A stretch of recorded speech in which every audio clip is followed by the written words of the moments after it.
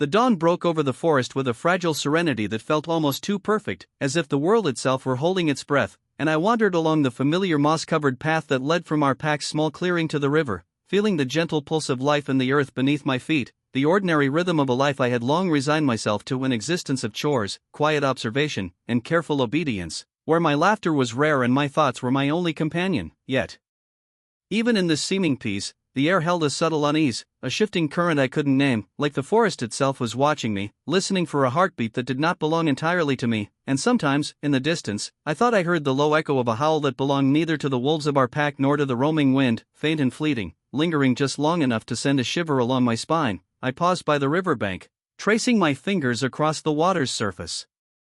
watching the reflection ripple as though disturbed by something invisible, and for a fraction of a moment, I swore I saw movement in the shadows of the trees lining the opposite bank, a flicker of darkness deeper than darkness itself, a presence that did not belong to the ordinary world, and then the gleam of a single red eye, distant, cold, and unervingly sentient, watching me from the forest's edge before it vanished as if it had never been there, leaving only the lingering sense of scrutiny. And a weight pressing gently against the edges of my consciousness, I shook my head, trying to convince myself that it was a trick of light, a reflection of the early sun on dew-streaked leaves, but the feeling did not fade. It grew heavier, entwining itself with my pulse, whispering that my life, the quiet life I had clung to like a lifeboat, was no longer my own to command. And as I turned back toward the clearing, a soft wind rustled through the branches, carrying with it a scent of distant smoke and the faint, metallic tang of something ancient and watching, and in that moment, as I inhaled the morning air thick with promise and danger both, I felt, with a clarity I could neither deny nor ignore, that the ordinary world around me was about to unravel, that the stillness of my days was a fragile veneer over currents of destiny far larger than myself, and somewhere, in the shifting shadows of the forest, the red-eyed wolf waited, silent, patient, and unseen, a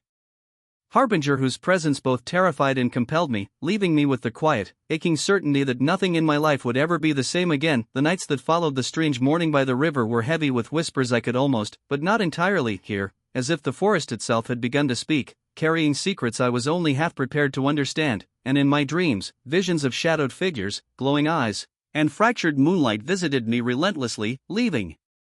impressions that lingered long after I awoke, a language of omens my mind struggled to translate, and even during the daylight hours, subtle shifts in the pack's energy began to prick at my awareness. Elders who once spoke with calm certainty now exchanged glances weighted with tension, younger wolves moved with restless, nervous energy, and I sensed undercurrents of anticipation and fear that no one dared to voice aloud, as though some invisible hand was tugging at the threads of our lives,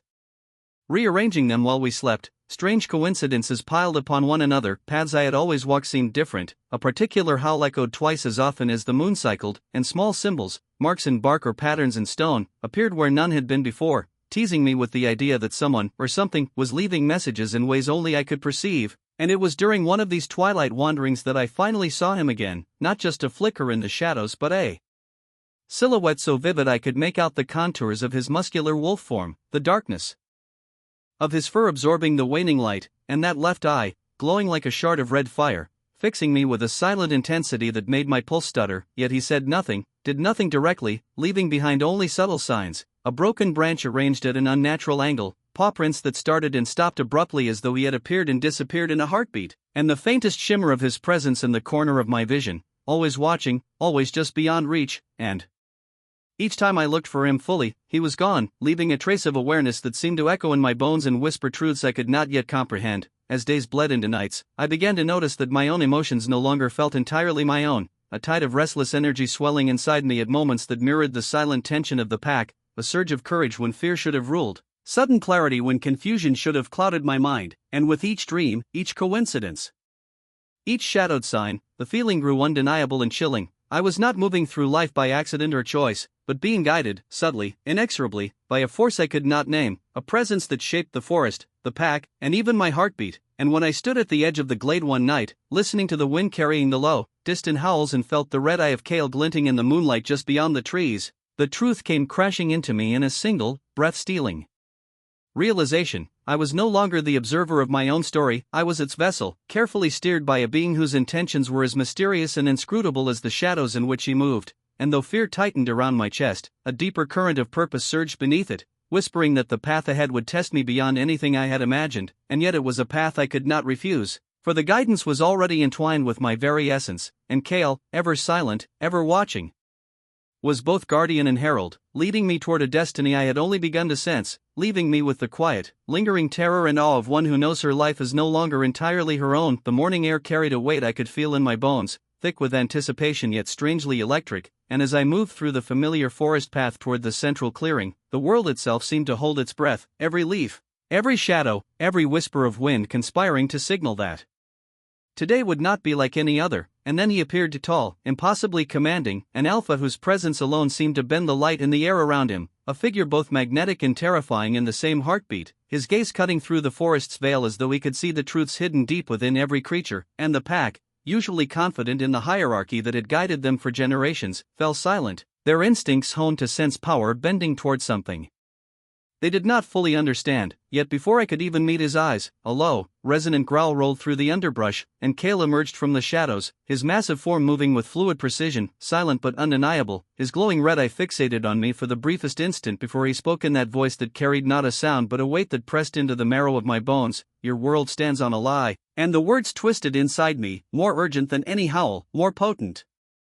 than any elder's warning, sinking into a place I had long believed was untouched, safe, familiar. As if a fissure had cracked beneath the ground I had always trusted, the alpha moved closer, and with each step, the truth of the pack's carefully constructed order began to unravel, whispers of secrets kept for generations brushing past my consciousness like ghostly fingers, subtle glances exchanged between wolves hinting at loyalties I had never questioned, and visions from my dreams, the fractured moonlight, the symbols that had appeared, the distant, uncanny howls aligned with what I was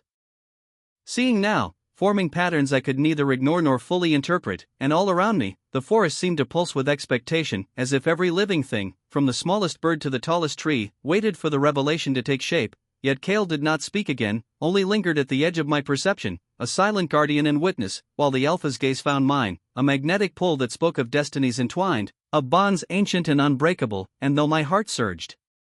with fear and awe, one certainty I had held my entire life, my belief in the safety and predictability of my place in the pack, began to fracture, a shard of understanding piercing through me that everything I thought I knew about loyalty, power, and the very nature of my own identity might be false. And as the sun crested the horizon, casting long shadows across the clearing, I realized that the life I had clung to, the quiet existence I had believed secure, was already slipping away, guided by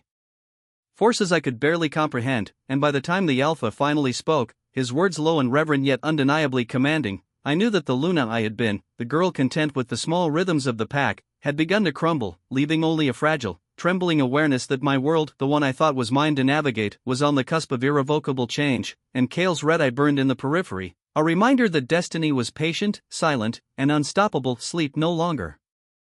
brought rest. Instead, it became a threshold where dreams and memories collided with reality, and I found myself wandering through a shifting landscape where the edges of the forest warped into visions of the past, flickering like shadows in candlelight, showing me glimpses of ancestors I had never met, their faces carved with both wisdom and sorrow, moving in ceremonies I could almost touch yet could not fully comprehend. And the air was thick with whispers, fragments of words and warnings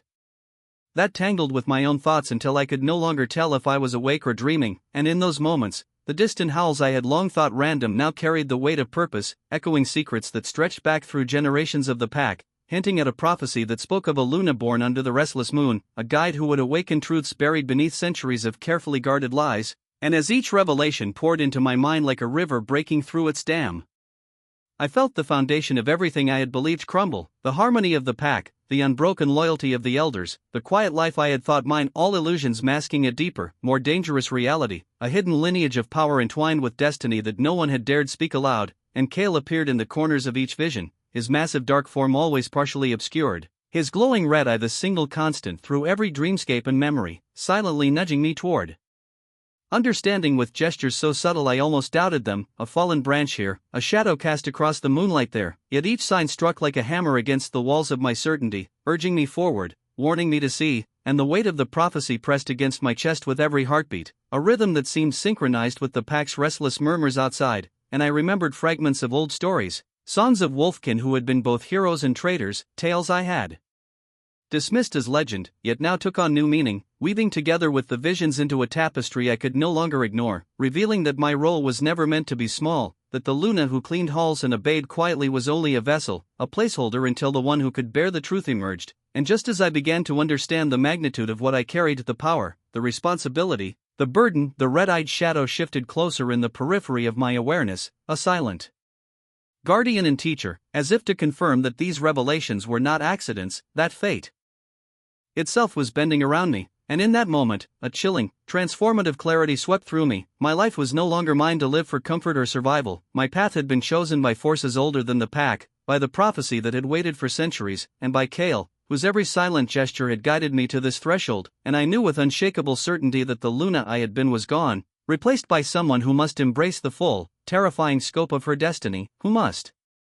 lead, who must see truths others feared, and who would shape the pack's future in ways no one, not even the Alpha, could yet imagine. And with that realization came both fear and an intoxicating surge of purpose, a life-altering awakening that left me trembling yet resolute, knowing that everything I thought I knew, everything I had taken for granted, was gone, and from the shattered remnants of my old life, a new Luna was being born, guided silently by the red-eyed wolf whose presence had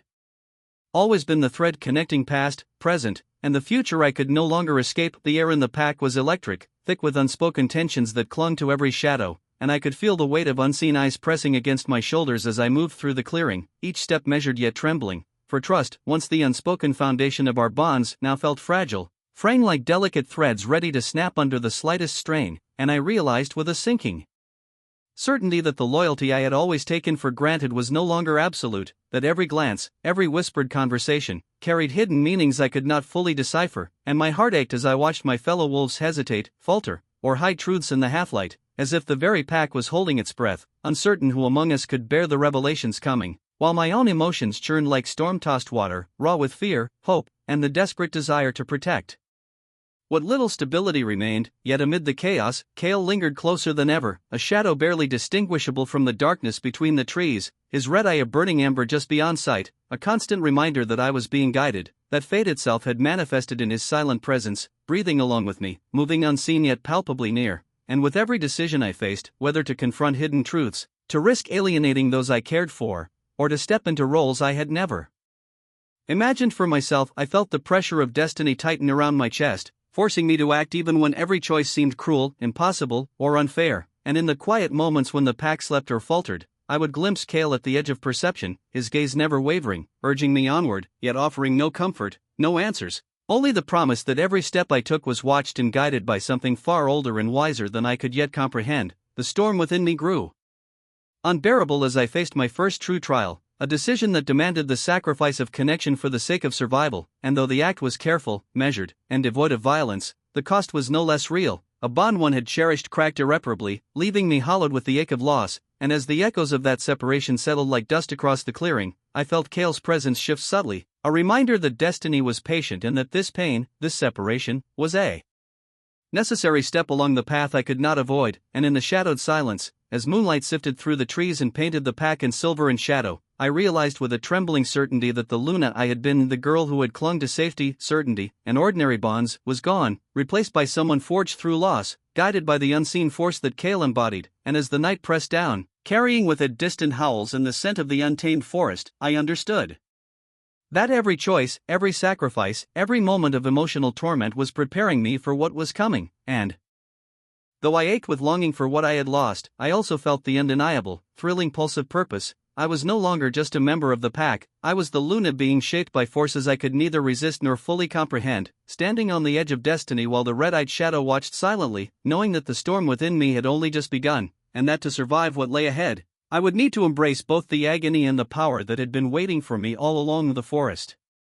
held its breath as dawn began to bleed into the sky, painting the canopy in muted golds and silvers. And I stood at the edge of the clearing where destiny had been gathering me all along, feeling the weight of every vision, every prophecy, every whispered warning and cryptic sign pressing against my chest. And yet, instead of fear, a strange clarity settled within me, as though the countless trials, the fractures of trust, the losses, the dreams that blurred reality, the silent guidance of Kale,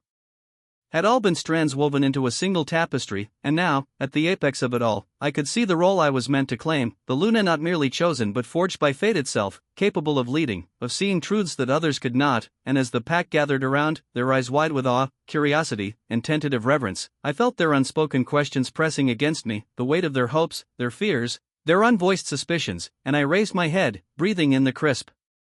morning air, feeling the forest pulse beneath my feet, when Cale emerged once more from the shadows, his massive wolf form suddenly more defined, yet still cloaked in darkness, his red eye blazing briefly with a fire that seemed to cut through the haze of destiny, and he moved silently among the trees, leaving behind small, deliberate marks, broken twigs arranged like arrows, a stone shifted upon the earth, a shadow lingering just long enough to be seen, each gesture a language only I could decipher, each one speaking of endings and beginnings, of warnings and guidance, of the inexorable hand of fate that had brought me here. And as I felt the final threads of hesitation and doubt slip away, Cale paused, fixing me with that singular red gaze that held centuries of secrets, and in that look, I understood what no words could convey. He had guided me to this moment, and now his role was complete, the act of watching, teaching, and shaping my path fulfilled, and with one final, almost imperceptible gesture, a lowering of his head, a flicker of movement that was more symbolic than real, he receded into the forest, leaving only the echo of his presence and a promise that legends were born in silence. And as the first golden rays spilled over the treetops, illuminating the clearing, I felt the breath of the world shift, a distant howl cutting through the morning mist, carrying with it the memory of shadow and fire, of trials endured and destinies fulfilled, while the faint glow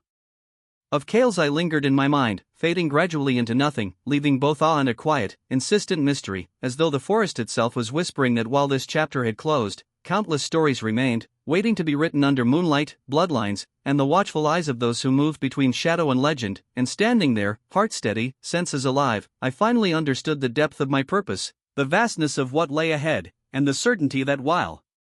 Cale had vanished from sight, his presence, the red-eyed wolf who had guided, warned, and shaped me, would forever echo in the decisions I would make, the paths I would walk, and the stories that were yet to unfold, leaving me poised between ending and beginning, a Luna forged by destiny, aware that the forest, the pack, and the shadows held secrets still, and that every sunrise would carry with it the whisper of possibility, danger, and legend.